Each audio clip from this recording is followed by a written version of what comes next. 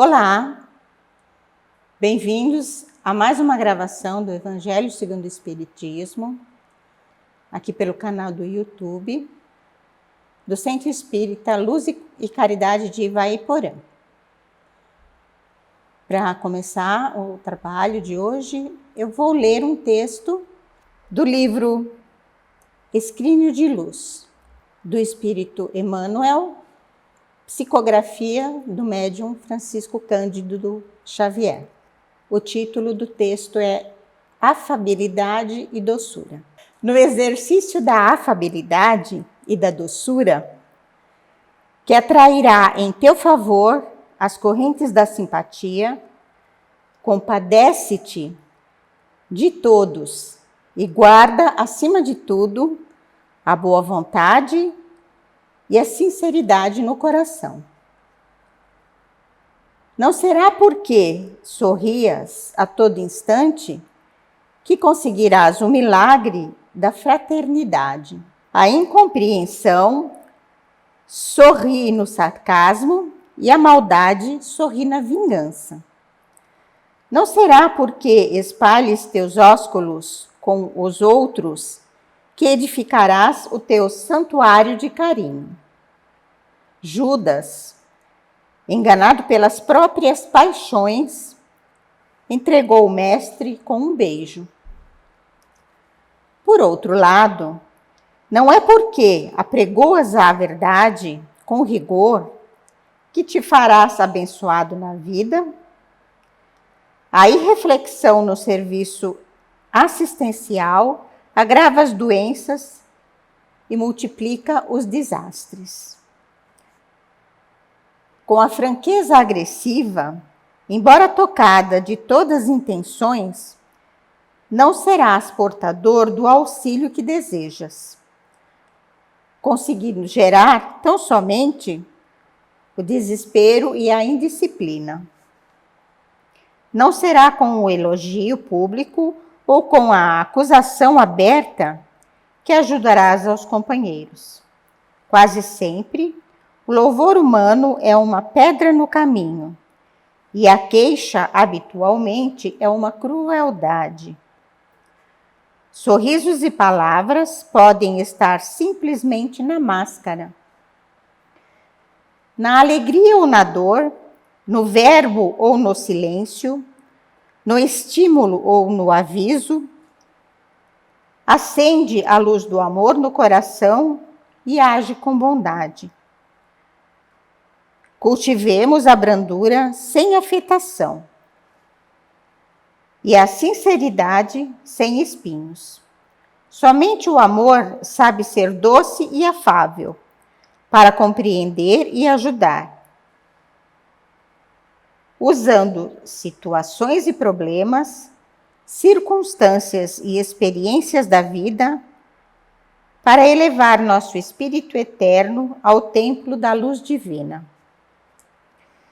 Se algo sobre a terra merece nome de felicidade, é aquela íntima satisfação, aquele íntimo sentimento moral que resultam do emprego de nossas faculdades na pesquisa da verdade e na prática da virtude.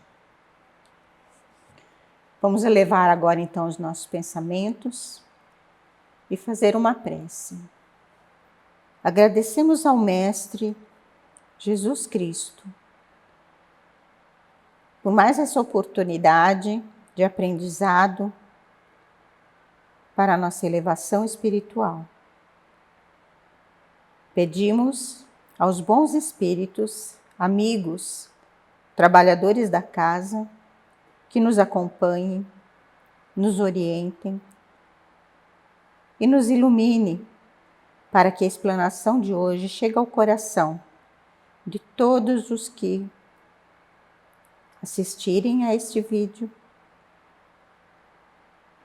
e que possam compreender e agir.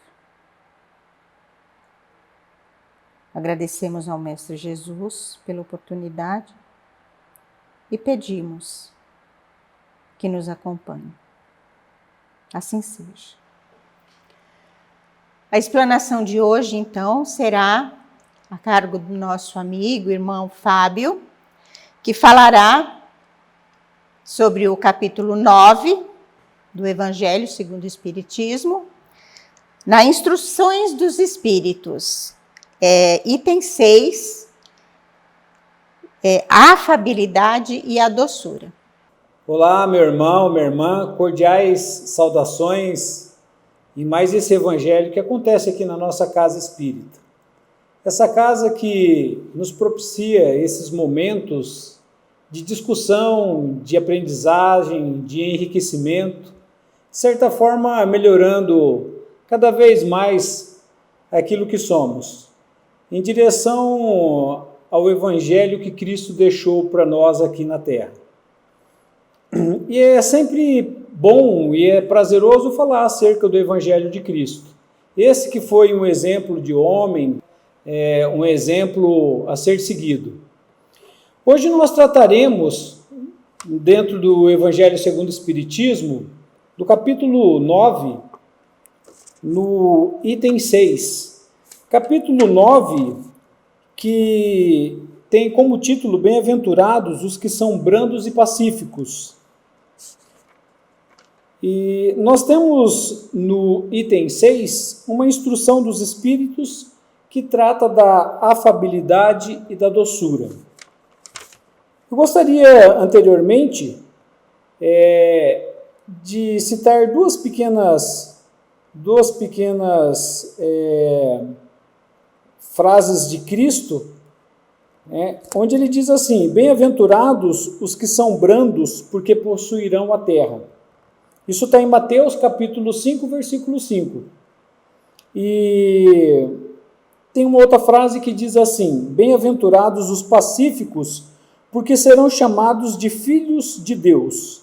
Isso também está em Mateus capítulo 5, versículo 9. E é interessante nós refletirmos acerca dessas duas frases, porque se Cristo ele veio para nós para apresentar o reino dos céus, o reino de Deus, por que é que ele fala que para os brandos ficará a terra? Em realidade, ele quer dizer que, à medida que evoluímos, aqueles que vão se tornando brandos, de coração, são indivíduos que estarão herdando a terra, construindo a terra, fazendo um mundo melhor e, por consequência, também alcançando o reino dos céus, alcançando o reino de Deus, o que ele prega.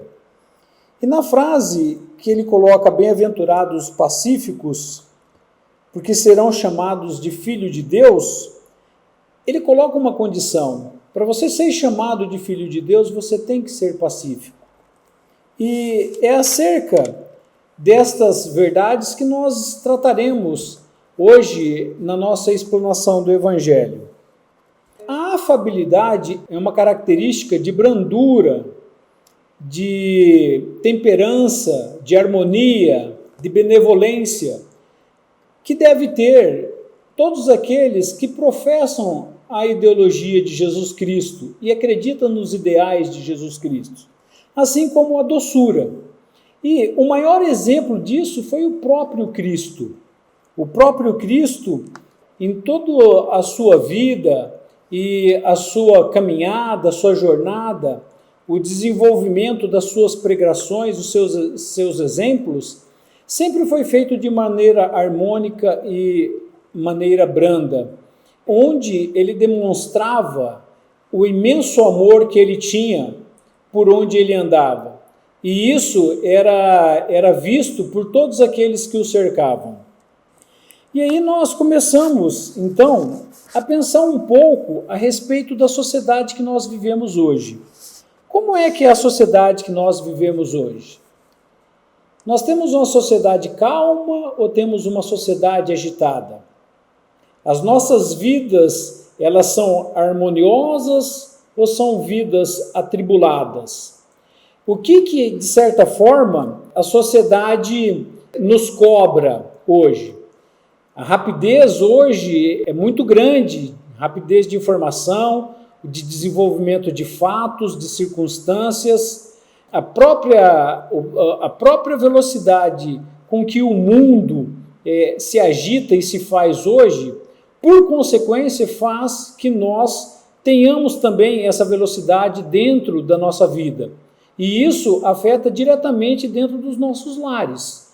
Então, nós temos sim uma vida agitada, uma vida rápida, onde o individualismo faz com que tenhamos que lutar pelo nosso espaço, e isso, de certa forma, nos prejudica, tirando algumas características e algumas qualidades que são necessárias para o nosso desenvolvimento. E aí a gente se pergunta, mas quais características que são necessárias? Quando nós consideramos a vida de Cristo e a boa nova que ele deixou, amar ao Pai sobre todas as coisas e amar ao próximo como a nós mesmos, nós estamos falando de amor. E falar de amor nessa sociedade contrastante que eu estou exemplificando é algo até cafona. Quando nós falamos, por exemplo, desse sentimento de bem querer o próximo, isso deixa a gente mal situados, mal colocados. Entretanto, isso é um pré-requisito para quem quer seguir dentro da filosofia de Cristo. Nós temos que amar o nosso próximo. O amor faz parte do nosso ser. Embora nós deixemos apagados esse sentimento diante das frivolidades e da correria do dia a dia, nós necessitamos de ser amados, assim como também necessitamos de amar.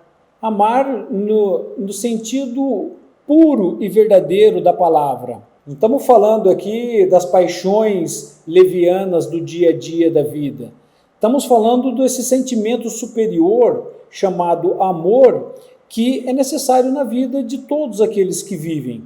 A gente tem que a benevolência para com os semelhantes, fruto do amor ao próximo, produz afabilidade e doçura, que são formas de manifestar-se. Então, a afabilidade, a doçura, ela surge quando nós temos realmente amor por nós mesmos e depois amor por aqueles que nos cercam. E por que isso? Isso é necessário quando nós temos verdadeiramente isto no nosso interior. Quando passamos a acreditar que o bem é um divisor de vida e de posicionamento de vida. Quando eu acredito no bem e que é necessário ser bom e fazer o bem, porque isso traz benefícios, eu consigo verdadeiramente estar próximo dos ideais de Cristo e contribuir cada vez de uma maneira melhor para a sociedade que eu me encontro. Mas isso tem que partir de dentro do meu ser, né? De dentro do meu coração, de dentro da minha cabeça, da minha consciência.